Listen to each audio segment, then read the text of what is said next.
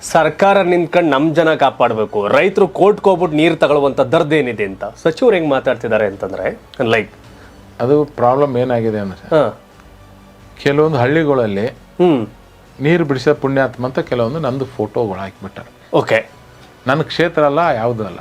Okay ಆ ಭಾಗದವ್ರೆಲ್ಲ ಭಾಗದಲ್ಲಿ ಕೆಲವೊಂದು ರೈತರು ಬಹಳ ಅಂದ್ರೆ ಪಕ್ಷಾತೀತವಾಗಿ ರೈತರು ರಾಜೀವ್ಗೌಡರು ನಮ್ಮ ಸಮಿತಿ ಇಷ್ಟೆಲ್ಲ ಹೋರಾಟ ಮಾಡಂತ ಎಲ್ಲಾ ಜಿಲ್ಲೆಗಳಲ್ಲಿ ಮಾತಾಡ್ತಿದ್ದಾರೆ. ಅದು ತಡಕ ಕೆಲವು ಜನಕ್ಕೆ ಆಗ್ತಿಲ್ಲ.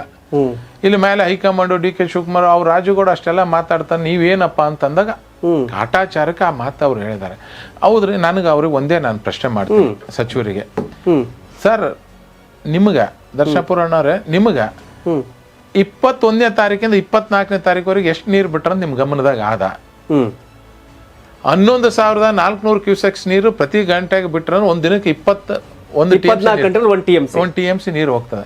ಇವರು 20ನೇ ತಾರೀಕು ಬೆಳಿಗ್ಗೆ ಸ್ಟಾರ್ಟ್ ಮಾಡಿದವರು, ಓಕೆ 20ನೇ ತಾರೀಕು ಬೆಳಿಗ್ಗೆ 9 ಗಂಟೆ ಸ್ಟಾರ್ಟ್ ಮಾಡಿದ್ರು, 24ನೇ ತಾರೀಕು 9 ಗಂಟೆಗೆ ಬಂದ್ ಮಾಡ್ತಾ. ಅದು ನಾವು ಹೋಗಿ ಗಲಾಟೆ ಮಾಡಿ ಆಲ್ರೆಡಿ ಅವಾಗ 8-9 TMC ಮೇಲೆ ನೀರು ಹೋಗಿಬಿಟ್ಟಿದೆ.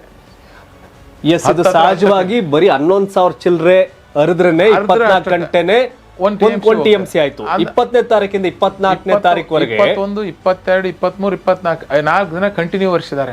ಇದು ನಾನು ಹೇಳ್ತಾ ಇರೋದು ಕಾಲುವೆಗೆ. ಅದು ಬರೀ 11,000 ಹರಿದ್ರೆ 11,000. ನೀವು ನದಿಗೆ ಬಿಡ್ಬೇಕಾದ್ರೆ ಯಾರಿಗೆ ನಮ್ಮ ಹತ್ರ ಸಾಮಾನ್ಯ ಹೊಲ ಕೆಲಸ ಗದ್ದೆ ಕೆಲಸ ಮಾಡೋನಿಗೆ ಕೇಳ್ರಿ, ನದಿ ದಂಡೆ ಇದ್ದವ್ರು ಕೇಳ್ರಿ, ಎಲ್ಲ ಕಡೆ ನೀರು ತುಂಬಿ ಬರ್ಬೇಕಪ್ಪ ಅಂತಂದ್ರೆ ನಮ್ಮ ಕರ್ನಾಟಕ ಬಾರ್ಡರ್ ದಾಟಬೇಕಂದ್ರೆ 4 TMCಗಿಂತ ಹೆಚ್ಚು ನೀರು ಬೇಕು. ಆಂಧ್ರಕ್ಕೆ ಹೋಗಿ ಮುಟ್ಟಬೇಕಂದ್ರೆ 6 TMC, ತೆಲಂಗಾಣಕ್ಕೆ ಹೋಗ್ಬೇಕು 6 TMC ನೀರು ಬೇಕು.